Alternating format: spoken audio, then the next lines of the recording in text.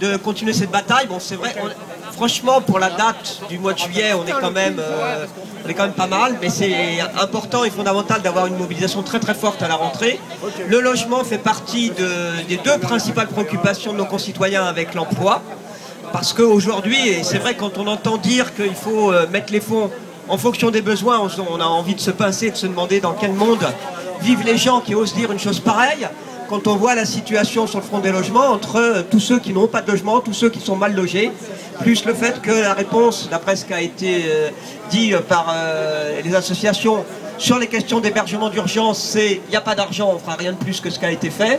Donc je crois que ça explique notre soutien total et notre engagement total sur cette bataille. Nous sommes effectivement et nous exigeons qu'à partir du moment où il y a eu promesse pendant la campagne qu'elle soit tenue sur le doublement du plafond du livret A.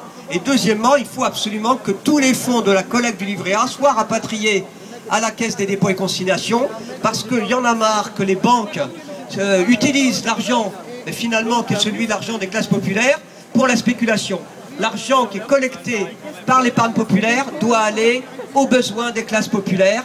Il y a le logement, il y a la santé, il y a l'éducation, il y a beaucoup de besoins. Donc c'est vraiment fondamental que cet argent serve à ça et non pas aux banques qui, de toute façon, ne font que s'engraisser sur nos dos depuis le début.